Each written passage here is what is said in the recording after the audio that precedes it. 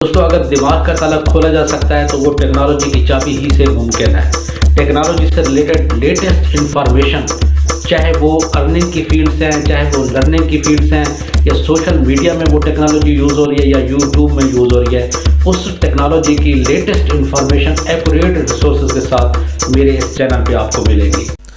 बिस्मिल्लाहिर्रहमानिर्रहीम। अस्सलाम वालेकुम दोस्तों, इस वीडियो में मैं कुछ आपको लेटेस्ट अपडेट बताऊंगा ऐसी टेक्नोलॉजीज़ के बारे में जिनका नाम आपने पहले सुन रखा होगा। उन टेक्नोलॉजी का नाम तो आपने सुन रखा होगा, लेकिन कुछ ऐसी इन्फॉर्मेशन जो उसके बारे में आप नहीं जानते होंगे वो इस वीडियो में मैं बताऊंगा।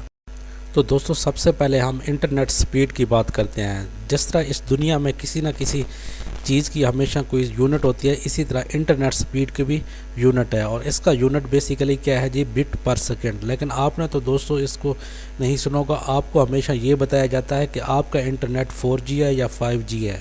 तो इसके बिहाइंड भी अगर आप देखें 5G 4G के बिहाइंड भी यही स्पीड का यही यूनिट बिट पर सेकंड चल रहा होता है। तो दोस्तों, अब इसको समझते हैं कि ये 5G बेसिकली क्या है। 5G में अगर हम G को देखें तो ये जनरेशन को रिप्रेजेंट कर रहा है, और 5 इसमें बेसिकली क्या है जी, ये एक सीक्वेंस ऑफ सीरीज़ है जिसकी अगर तारीख देखें तो ये 1 से स्टार्ट होके अब हम 5G तक पहुंच चुके।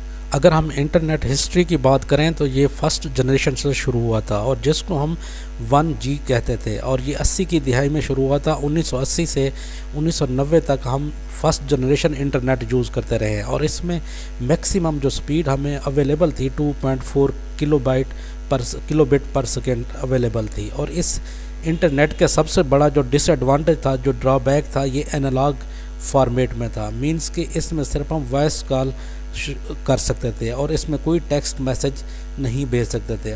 दोस्तों, 90 की दिहाई में हमने इस इंटरनेट सिस्टम को अपग्रेड किया और फर्स्ट जनरेशन से सेकंड जनरेशन में चले गए। सेकंड जनरेशन में इंटरनेट की स्पीड भी बढ़ गई और 64 किलोबिट पर सेकंड तक पहुंच गई, और इसमें हमें डिजिटल फॉर्मेट में डेटा मिलता था। इसमें सिर्फ ना हम वॉइस कॉल कर सकते थे, बल्कि किसी को अपना टेक्स्ट मैसेज या MMS भी भेज सकते थे। दोस्तों, फर्स्ट और सेकंड जनरेशन में मेजर यही डिफरेंस था। फर्स्ट जनरेशन में ना हम अपने मोबाइल से किसी को MMS या टेक्स्ट मैसेज कर सकते थे, बल्कि सेकंड जनरेशन में आके टेक्स्ट और MMS मैसेज कर सकते थे। लेकिन इस सेकंड जनरेशन की भी कुछ ड्रॉबैक या लिमिटेशन थी, और वो बेसिकली क्या थी, जब हम वीडियो को ट्रांसफ़र करने लगते थे एक जगह से दूसरी जगह, तो इंटरनेट की स्पीड हमें नाकाफ़ी मालूम होती थी, और वो इंटरनेट इसको सपोर्ट ही नहीं करता था, जिसकी वजह से हमने सेकंड जनरेशन को भी अपग्रेड करना शुरू कर दिया, और 2000 में जाके सेकंड जनरेशन से थर्ड जनरेशन में चले गए, और इसमें इंटरनेट की स्पीड मेगाबिट पर सेकंड में हमें मिल गई, और मैक्सिमम जो ना 2 मेगाबिट पर सेकंड अवेलेबल। दोस्तों, थर्ड जनरेशन की जो ख़ास बात है, इस 2000 की दिहाई में हमें जो ना स्मार्टफोन मिलना शुरू हुए, और ये स्मार्टफोन ही थर्ड जनरेशन इंटरनेट को सपोर्ट करते थे। लेकिन इनका साइज़ बहुत बड़ा था उस वक्त के लिहाज से, और फिर हमने थर्ड जनरेशन को भी अपग्रेड करना शुरू कर दिया, और फिर 2010 में जाके थर्ड जनरेशन को अपग्रेड करके फोर्थ जनरेशन में चले गए, जो कि अभी तक जो ना 4 जनरेशन ही चल रही है, और इसमें हमें मैक्सिमम स्पीड जो ना 1 गीगाबिट पर सेकेंड तक अवेलेबल। दोस्तों, 4th जनरेशन में हमारे स्मार्टफोन का साइज़ भी कम होकर रह गया, लेकिन इसमें भी कुछ डिसएडवांटेजेस थे, इसमें भी हमें कुछ ड्रॉबैक को सामना करना पड़ रहा था, और वो बेसिकली क्या थे जी, इसमें स्मार्टफोन की बैटरी की लाइफ बहुत कम थी, और साइंटिस्ट ने फील किया हमें तो ऐसे इंटरनेट स्पीड चाहिए जो एग्रीकल्चर प्रोडक्ट और रोबोट्स को चलाए, और हमें रियल टाइम जो ना इंटरनेट की स्पीड चाहिए होगी। मोस्टली कंट्रीज़ में 4G इंटरनेट ही अवेलेबल है, लेकिन इस 4G इंटरनेट स्पीड के साथ ना तो हम ज़राई आलात को ऑपरेशनल बना सकते हैं, ना ही रोबोट्स को ऑपरेशनल बना सकते हैं, क्योंकि इन दोनों प्रोडक्ट को ऑपरेशनल बनाने के लिए हमें रियल टाइम इंटरनेट की स्पीड रिक्वायर्ड होगी, और जो सिर्फ और सिर्फ मुमकिन है अब हम 4G इंटरनेट स्पीड को शिफ्ट करें 5G के ऊपर।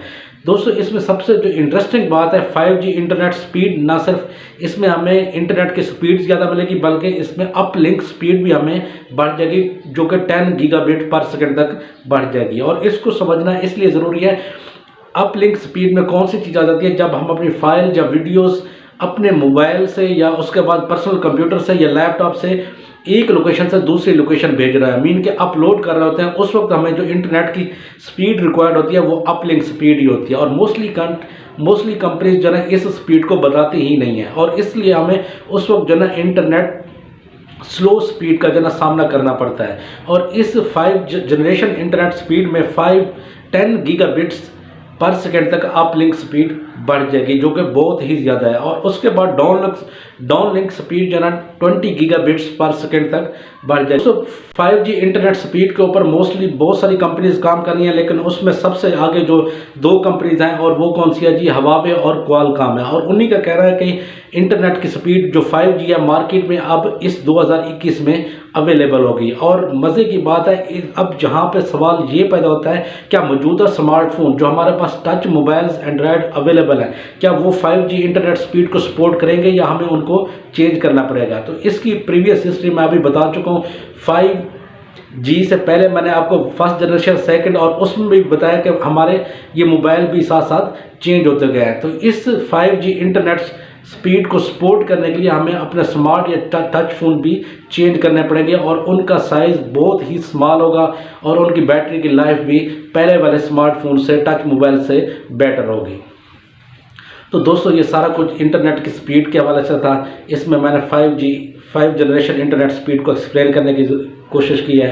तो इस वीडियो का मुझे फीडबैक आपने देना है। मिलते हैं जी नेक्स्ट नई वीडियो के साथ। दोस्तों अगर दिमाग का ताला खोला जा सकता है तो वो टेक्नोलॉजी की चाबी ही से मुमकिन है।